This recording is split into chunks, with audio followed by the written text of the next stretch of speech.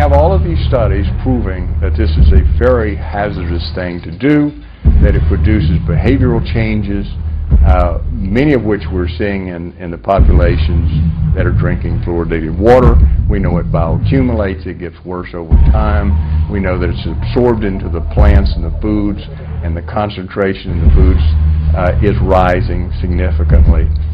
Yet, we have a government that is still pushing as hard as they can, using taxpayer money, to get all the water supply in the United States fluoridated. So I leave it to the audience to think for themselves.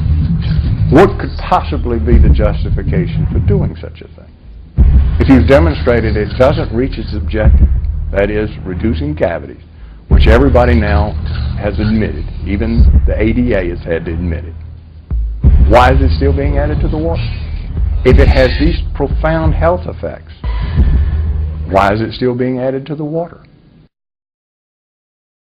But one of the significant things is that the Russians carried out all sorts of experiments on the people living in the Gulag. One of them, of course, was to fluoridate the water. Why?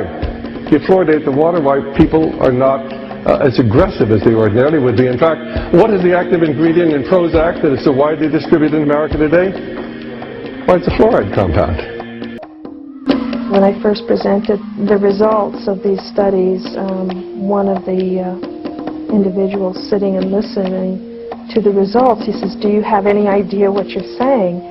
And he says, "You're telling us that we're reducing the IQ of children." And basically I said, yes.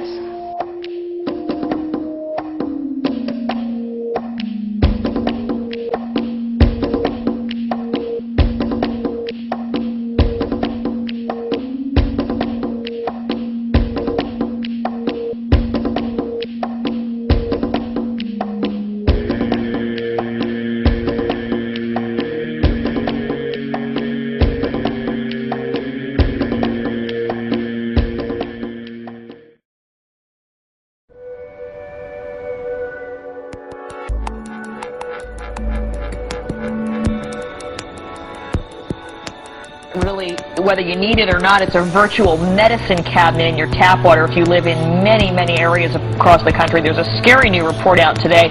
The Associated Press did a big amount of research on this, and the findings show that there were traces of prescription drugs in the water supply used by 41 million Americans in some of the biggest cities in the U.S. New worries tonight about the safety of America's water supply. In the first nationwide investigation of its kind, the Associated Press found that at least 41 million of us are drinking water that contains traces of prescription drugs.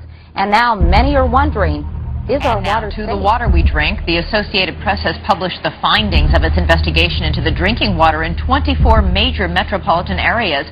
What they found were trace amounts of pharmaceuticals. Barbara Biggs of Denver's largest sewage plant says most of the nation's wastewater plants simply can't remove all the estrogen in the water.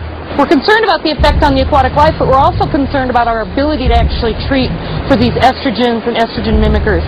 Estrogen mimickers are believed to be caused by chemicals called nonylphenols, found in everything from paints and rubber to cosmetics and plastics. Considered a possible cause of kidney, eye, liver, and reproductive problems, they've been banned in much of Europe and are under review in Canada. But still common here and flowing out of sewage plants and into America's rivers. Government researchers recently found natural estrogens and estrogen mimickers in 80% of the streams they tested in 30 states. We would be ingesting these chemicals, would absorb them, and they would add to whatever natural hormones we already have in the body. The impact on humans, no one is certain. But since finding evidence that estrogen may be turning male fish into female fish, scientists are now looking at what it means for the nation's drinking water. In a state that prides itself on living in harmony with nature, evidence, say researchers, of a hormonal imbalance. Tom Costello, NBC News, Boulder, Colorado. Stars